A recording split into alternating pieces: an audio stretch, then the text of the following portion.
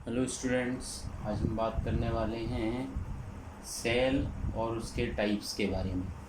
तो जो अगर हम बात करें फंडामेंटल यूनिट्स में कि ये नेक्स्ट पार्ट है इसमें, तो सबसे पहले हम डिस्कस करते हैं एनिमल सेल के बारे में। तो जो एनिमल सेल होती है, ये एनिमल सेल में जो कई सारे कंपोनेंट्स अवेलेबल होते हैं और सबसे जो बाहरी कवरिंग है वो कहलाती है प्लाज्मा मेम्ब्रेन। इसको हम सेल मेम्ब्रेन भी बोलते हैं, साइटोप्लाज्मिक मेम्ब्रेन भी बोलते हैं। और इसके अंदर एनिमल सेल के अंदर वेल डेवलप्ड न्यूक्लियस की प्रेजेंस होती है, न्यूक्लियर मेम्ब्रेन है, अंदर जो है जेनेटिक मटेरियल फिल्डअप है, न्यूक्लियर पोर स्ट्रक्चर है। हमने न्यूक्लियस को डिटेल में स्टडी किया हुआ है। न्यूक्लियस के बिल्कुल टॉप रीजन पर होता है सेंट्रियोल, जो कि सेल के डिवीज़न में हेल्प करता है। एनिमल सेल के अंदर होता है माइटोकॉन्ड्रिया, जो कि एटीपी का सिंथेसिस करता है। साइटोप्लाज्म होता है जो कि रिपेयर में, और इसके अंदर बहुत सारे carbohydrate, protein, enzymes, respiratory enzymes, ये सब कुछ यहाँ पर अवेलेबल होते हैं। देन स्मूथ एंडोप्लाज्मिक रेटिकुलम होता है, जो कि लिपिड के सिंथेसिस में भी हेल्प करते हैं, डिटॉक्सिफिकेशन करता है। और रफ एंडोप्लाज्मिक रेटिकुलम जो है वो प्रोटीन का सिंथेसिस करता है, क्योंकि इसकी सरफेस के ऊपर राइबोसोम्स होते हैं।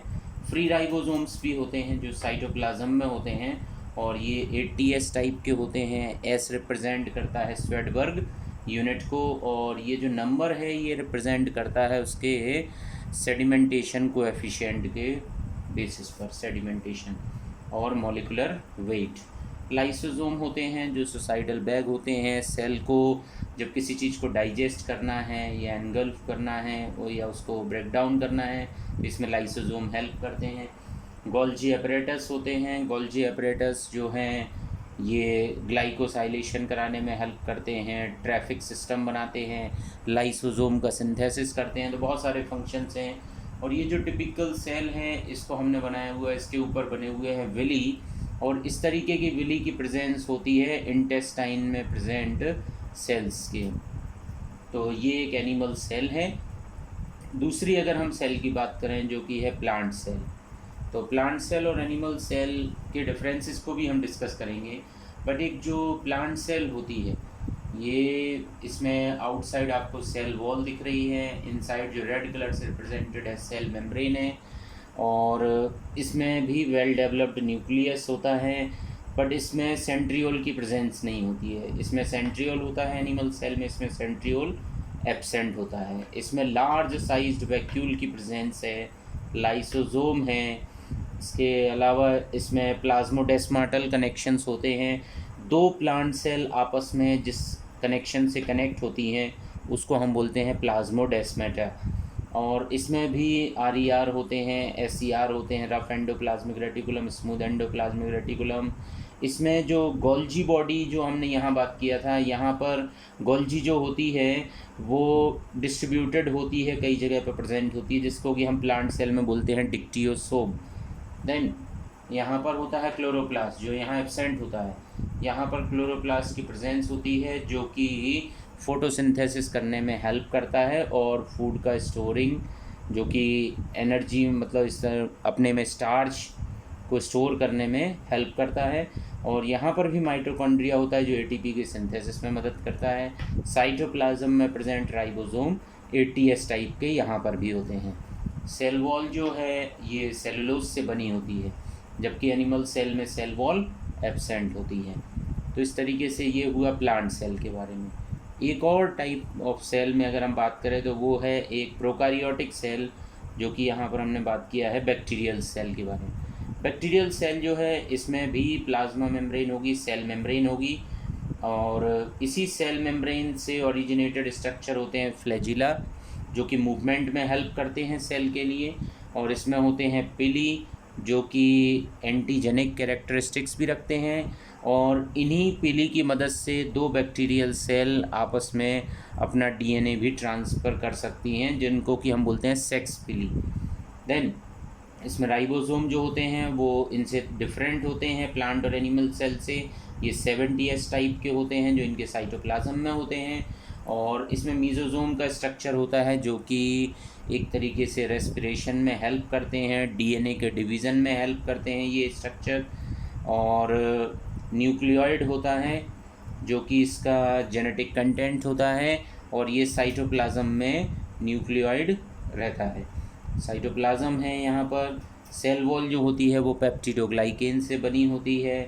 और इसमें एक इम्पॉर्टेंट स्ट्रक्चर और होता है जो डीएनए के अलावा एक और एक्स्ट्रा डीएनए होता है, दैट इज़ कॉल्ड प्लाज्मिड, और इसका नाम एक्स्ट्रा क्रोमोसोमल जेनेटिक मटेरियल भी है।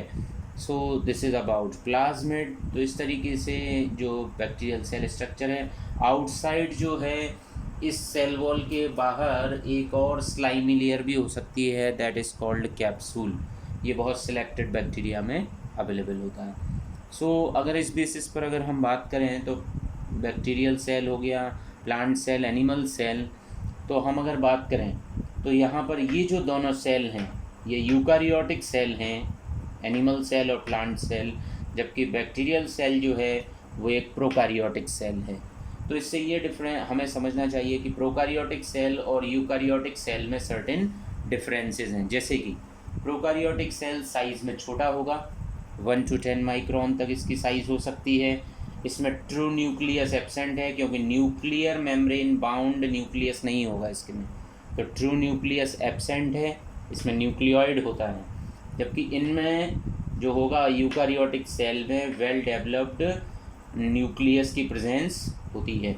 तो अगर हम दोनों के डिफरेंस समझते जाएँ, यहाँ साइज़ छोटा है, यहाँ साइज़ बड़ा है, 5 to 100 माइक्रोन, यहाँ ट्रू न्यूक्लियस एब्सेंट है, इसको न्यूक्लियोइड बोला, यहाँ ट्रू न्यूक्लियस प्रेजेंट है, न्यूक्लियर मेम्ब्रेन बाउंड है। और यहाँ अगर बात करें तो इसका जो डीएनए होता है वो नॉन हिस्टोन प्रोटीन से बाउंडेड होता है, जबकि यहाँ पर जो डीएनए इनसाइड होता है जब क्रोमोसोम बनते हैं तो यहाँ पर हिस्टोन की प्रेजेंस होती है।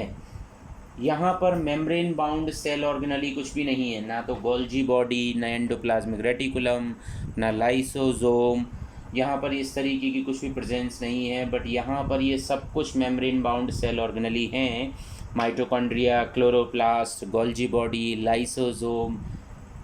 सो these are present in eukaryotic cell.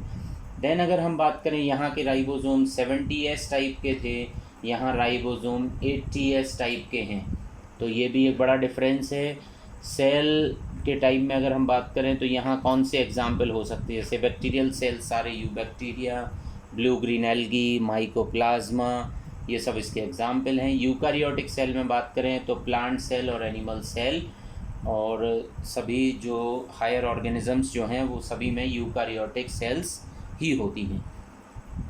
हम इस बेसिस पर यहाँ पर जो एनिमल सेल और प्लांट सेल है इनमें भी हम डिफरेंस क्रिएट कर सकते हैं। जैसे कि इसमें सेल वॉल नहीं है, इसमें सेल वॉल है, तो पहला ही डिफरेंस है, प्लांट सेल में सेल वॉल प्रेजेंट है जो सेलुलोज से बनी है, एनिमल सेल में एब्सेंट होती है।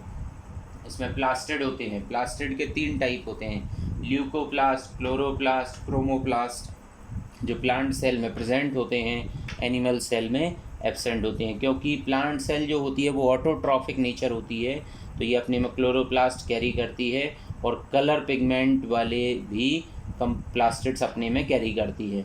एनिमल सेल में ये सब एब्सेंट होते हैं। सेंट्रोसोम की बात करें तो हमने पहले ही बोला था, एनिमल सेल में सेंट्रोसोम जो प्रेजेंट है, यहाँ प्लांट सेल में एब्सेंट है। मतलब इसमें जो सेंट्रियोल जो होता है वो सेल डिवीज़न में हेल्प करता है, स्पिंडल फॉर्मेशन कराने में हेल्प करता है सेंट्रियोल, जबकि यहाँ पर स्पिंडल का फॉर्मेशन नहीं होता है, तो यहाँ पर सेंट्रियोल एब्सेंट है। यहाँ पर सेल प्लेट फॉर्मेशन की मदद से सेल डिवीज़न होता है, साइटोकाइनेसिस होता है। देन अगर हम वैक्यूल की बात करें, यहाँ देखिए प्लांट सेल में बहुत बड़ा लार्ज वैक्यूल को प्रेजेंट किया गया है। यहाँ पर वैक्यूल जो होते हैं वो स्मॉलर होते हैं। साइज़ की बात किया जाए तो प्लांट सेल बड़ी होती है, एनिमल सेल छोटा होता है। फूड जो यहाँ होता है वो स्टार्च स्टोर होता है, और यहाँ एनिमल सेल में ग्लाइकोजन स्टोर होता है। देन गोल्जी की बात करें तो गोल्जी हमने पहले ही बोला था, प्लांट सेल में इसको हम डिक्टियोसोम बोलते हैं, और यहाँ पर हम इसको नॉर्मल हाईली कॉम्प्लेक्स स्ट्रक्चर होता है जिसको हम गोल्जी अपैरेटस बोलते हैं। साइटोकाइनेसिस, यहाँ सेल प्लेट फॉर्मेशन होता है, और यहाँ पर कंस्ट्रिक्शंस होता है एनिमल सेल में। हमने पहले ही बोला यहाँ प्लाज्मोडेस्माटा कनेक्शन है, यहाँ प्लाज्मोडेस्माटा एब्सेंट हो गई। तो ये डिफरेंसेस हैं। अभी जो हमारा इसमें जो अब लास्ट टॉपिक जो रिमेनिंग है वो है सेल डिवीज़न की प्रोसेस, जो कि हम नेक्स्ट वीडियो लेक्चर में डिस्कस करेंगे। So thank you.